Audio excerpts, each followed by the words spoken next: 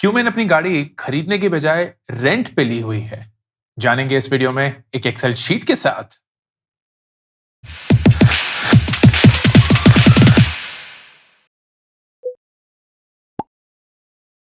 दोस्तों कुछ वीडियो पहले, क्योंकि हर चीज अब वीडियोस में गिनी जाती है, साल इस सो पासे, तो कुछ वीडियो पहले मैंने अपने जो एनुअल बजट का एक वीडियो बनाया था, उसमें ये व्यक्त किया था या जाहिर किया था कि मैंने एक गाड़ी रेंट पे ली हुई है।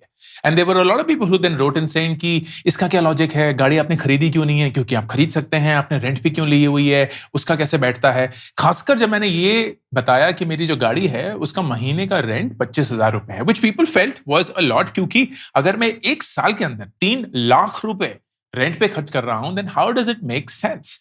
इन this video I wanted to show कि मेरा क्या नजरिया, क्या अप्रोच था towards making this decision, which was a purely financial decision, and कैसे आप भी अपना buy versus rent a car का डिसीजन खुद ब खुद ले सकते हैं। इसको करने के लिए एक एक्सेल शीट में घुस जाएंगे, पूरे वीडियो टिके रहिएगा क्योंकि हर एक बारीकी को हम कवर करने की कोशिश करेंगे। This will also help you not just take this decision of buying या renting a car, but any such decision, चाहे वो बाइंग एंड रेंटिंग फर्नीचर हो, बाइंग एंड रेंटिंग अ घर हो, buying and renting may be any other thing that you can today rent.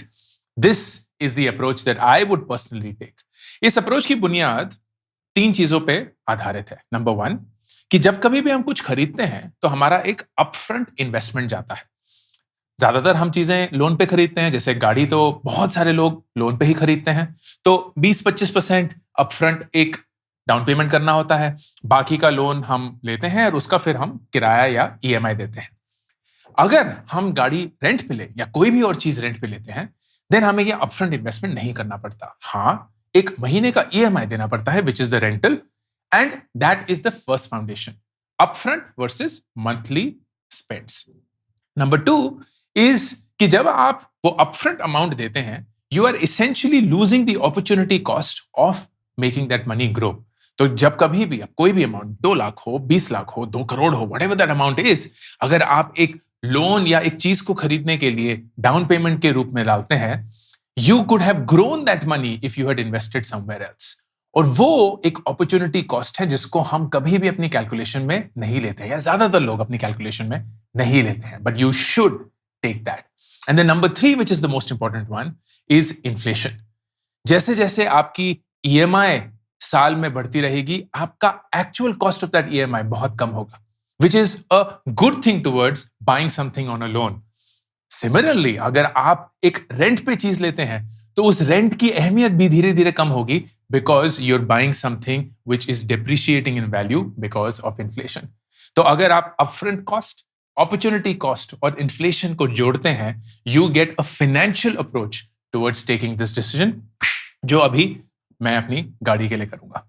तो ये आप Excel sheet देख सकते हैं। इसका एनालिसिस पीरियड बेसिकली कितने टाइम के लिए मैं एनालाइज कर रहा था ये डिसीजन, मैंने खुद के लिए ये डिसीजन लिया था, वो था 3 साल, और महीने में मोटा मोटा हम 1500 किलोमीटर चलते हैं, तो ज्यादा गाड़ी यूज होती नहीं है, but that is what it is. ये जो सारे ग्रीन सेल्स है ना जो आप देख रहे हैं, ये आप अपने इनपुट के हिसाब से चेंज कर सकते हैं। बाकी जो व्हाइट सेल्स है उनको चेंज मत करिएगा, लेकिन मैंने इनको ओपन रखा हुआ है, मैंने इनको लॉक नहीं किया हुआ, ताकि कभी भी अगर आपको फॉर्मूला देखना हो या समझना हो कि कैसे करते हैं, then this sheet is available for you. इसमें कोई कॉपीराइट या ऐसा कुछ बड़ी बात नहीं है। तो 3 साल 1500 किलोमीटर। फिर आते हैं सबसे पहला, which is buying a car. तो बाइंग अ कार के क्या फाइनेंशियल्स है, मोटा मोटा आपको कितना खर्चा करना पड़ता है to own a car for 3 years that you drive for 1500 kilometres. सबसे पहली चीज उसकी कॉस्ट ऑफ द कार है। तो हमने निसान मैग्नाइट ली है ऑटोमेटिक, जो कि करीब 9,09,000 रुपए की है इन फरीदाबाद। रजिस्ट्रेशन हर स्टेट हर सिटी का अलग होता है, मोटा मोटा 4% होता है, तो वो मैंने जोड़ा। फिर इंश्योरेंस अराउंड 4.8% होता है, वो मैंने जोड़ा। तो टोटल 9,90,000 के करीब करीब ऑन रोड प्राइस है। ये आप डायरेक्टली भी इनपुट कर सकते हैं, but it's important to distinguish between ex showroom and additional cost. क्यों? क्योंकि लोन जो है वो आपको एक्स शोरूम पे ही मिलता है, टोटल पे नहीं मिलता। फिर अज्यूम करते हैं कि आपने 25% डाउन पेमेंट करने का फैसला किया है, एंड बाकी आप बैंक से उठाएंगे। तो 25% का मतलब 2,27,000 of the ex showroom price, वो आप खुद का पैसा डालेंगे, एंड टोटल अपफ्रंट जो आपको देना पड़ेगा वो 7.61 lakhs होगा, विच देन टोटल्स 9.88। तो आपको अपना इंश्योरेंस, आपका रजिस्ट्रेशन, वो सब खुद देना पड़ेगा। लोन अमाउंट जो है वो होगा 681, which will be 75% of the ex showroom price. फर्ज करते हैं फिर कि लोन आपने 7% इंटरेस्ट पे लिया है, जो मोटा मोटा आजकल चल रहा है, एंड अगेन 3 साल के लिए लिया है, तो आपकी ईएमआई पर मंथ बैठती है 21,000 रुपए।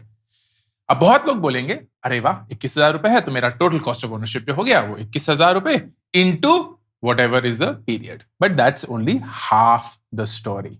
Here is where it gets interesting. सबसे पहला, कार किस रेट से डेप्रिशिएट कर रही है। ये हम सब जानते हैं कि गाड़ी जैसे ही शोरूम से बाहर निकलती है उसकी वैल्यू घटने लगती है।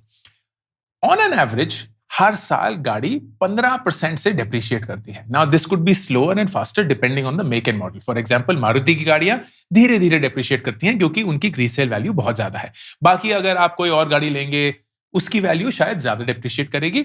आप कभी भी कोई भी यूज्ड कार की प्राइस जाकर गाड़ी.com, कारवाले.com, कारदेखो.com, ये सारी वेबसाइट्स हैं, उस पर यूज्ड कार इवैल्यूएशंस होते हैं, तो आप जाके चेक कर सकते हैं। But at least I have assumed that that is going to be the case for this car.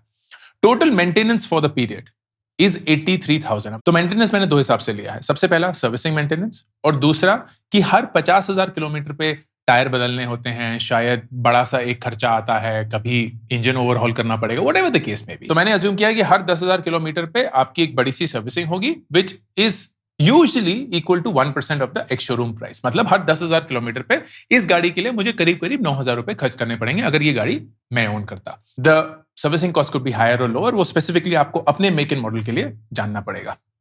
Second, insurance. Insurance जो है वो हर साल घटती रहती है। क्यों? क्योंकि कार की वैल्यू भी घट रही है। तो जो आपने शुरुआत में इंश्योरेंस दी थी अराउंड 43,000, वो इंटू 5 नहीं होगी या इंटू 3 नहीं होगी। If you are just calculating 3 years का, it will be a lesser value, and that is also calculated 95,000 odd, which is around 4.8 of the actual value, 4.8% of the actual value जो उस समय पे होगी, called IDV या insurance depreciated value. तो total cost of buying the car कितना हुआ? आपका कॉस्ट ऑफ द कार, फिर इंटरेस्ट जो आपने बैंक लोन पे दिया, फिर मेंटेनेंस और फिर इंश्योरेंस। तो आपकी जो ये गाड़ी है वो 11,65,000 रुपए की आपको पड़ेगी। This is the amount you have to spend today. That is the की।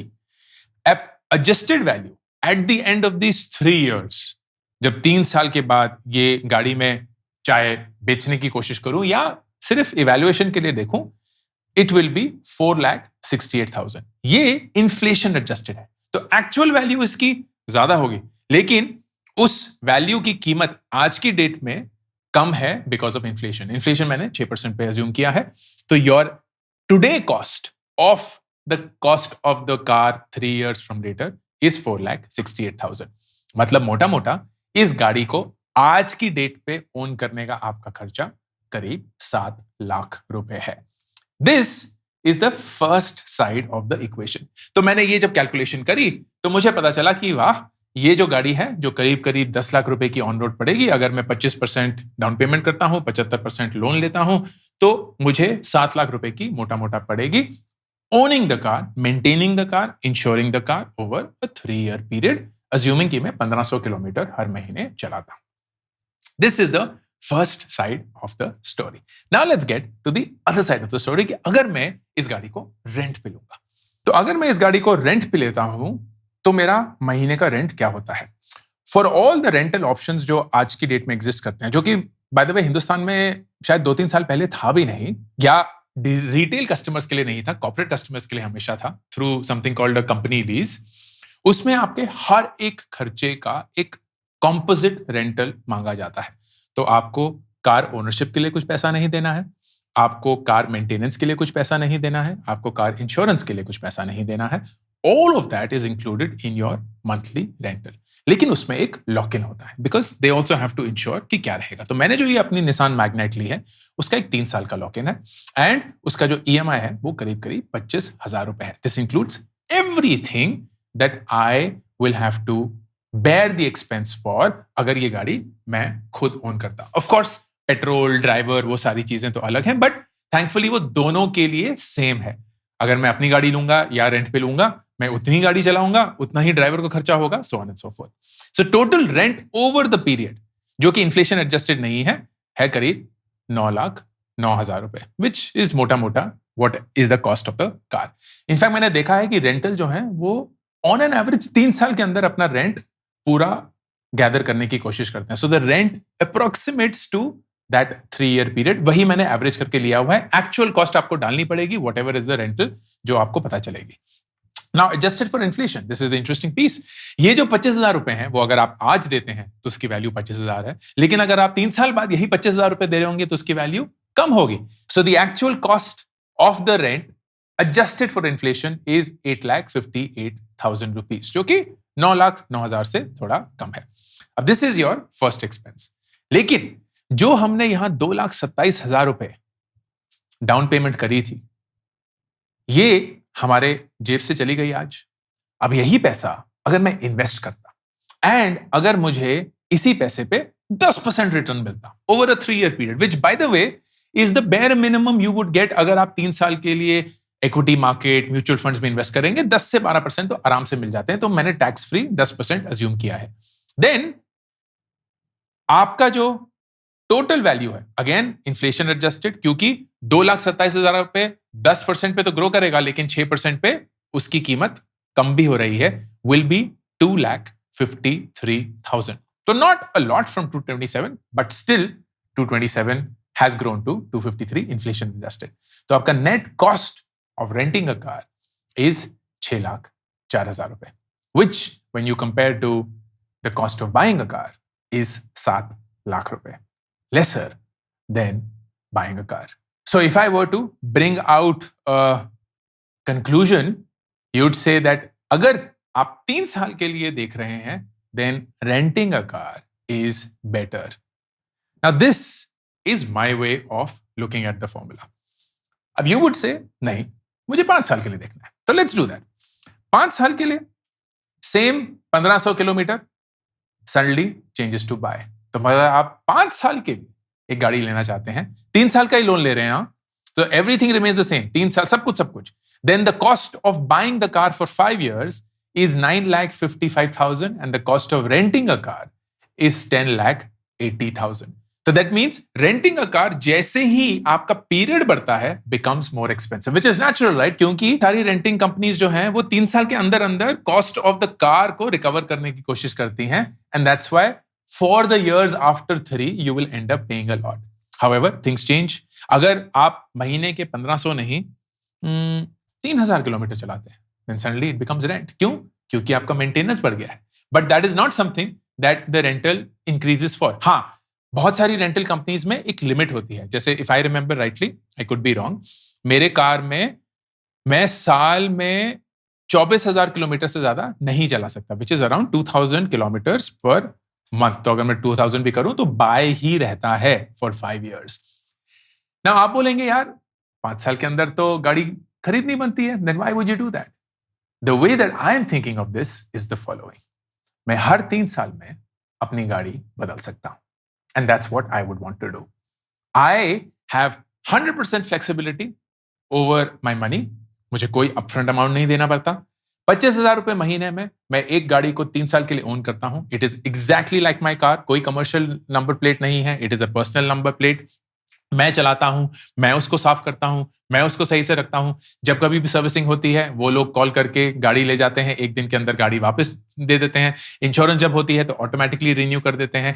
Everything is managed by the rental company. I own the car. और हर 3 साल में जब ये मैथ मेरे लिए पूरा हो जाता है, and I actually gain almost 1 lakh, right?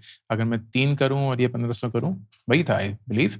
हाँ, तो 6 लाख रुपए is my cost of renting, 7 lakh रुपए is the cost of buying. तो 1 लाख रुपए नेट आज की डेट में मैं पैसे बचा रहा हूं। तो हर 3 साल में मैं अपनी गाड़ी बदलता हूं और 1 लाख रुपए बचाता हूं। Why wouldn't I do that? That is the way that I would think. उन 3 सालों में I may be able to upgrade. तो आज मैंने ये 9 लाख रुपए की गाड़ी खरीदी है, कल शायद मैं 15 लाख रुपए की गाड़ी खरीदूंगा, या शायद उससे भी ज्यादा की गाड़ी खरीदूंगा। रेंट बढ़ जाएगा, मैथ विल मोटा मोटा remain the same, and the logic will be every 3 years I get to change my car, still drive the car as if it's completely mine and not have any upfront financial burden. This is my approach of why renting a car is better than buying a car. मैंने एक video बनाया था करीब 1.5 साल पहले, which was why renting a cab is better than buying a car. I wish that was true, but unfortunately Uber and Ola की service इतनी बेकार हो चुकी है, खासकर फरीदाबाद में, जहां कोई भी कैब आने के लिए अग्री नहीं करते हैं. मतलब जैसे ही वो फरीदाबाद सुनते हैं, मतलब टक क्या करेंगे, cancel, whatever the case may be.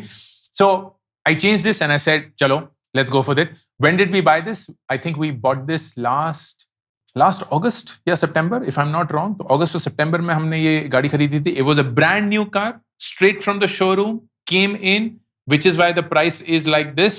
अगर आप एक used rental car लेते हैं तो इसका EMI और भी कम होगा. So that's the equivalent of buying a second-hand car, and that is how you would make that sense. Of course, यही comparison अगर आप एक second-hand car के लिए करना चाहते हैं, then feel free to do that math. Usually second-hand car के car loans का interest rate ज़्यादा होता है, but of course the cost of the car is a lot lesser. Maintenance ज़्यादा होती है because the car has become a lot older and thus requires a lot more upkeep. वो सारी details you can put in and make sure that you get this. अगर आप चाहते हैं कि ये एक्सेल शीट मैं आपके साथ शेयर करूं, then please comment section में लिखिए कि you would want access to this Excel sheet, and then फिर मैं शेयर करूंगा. मैं genuinely आपको burden नहीं करना चाहता with this, so in case you want it, ask for it and I will definitely share something that will help you. This is Ankur Warikoo signing off. YouTube Shorts के लिए एक dedicated channel launch किया गया है जिसपे आप सिर्फ वो 60 सेकंड के शॉर्ट्स देख सकते हैं. No long format content to confuse you, and hopefully those 60 seconds will help you just as much as these long format videos do. Subscribe करिए, पिन कमेंट और डिस्क्रिप्शन में लिंक है to the Warikoo Shorts channel.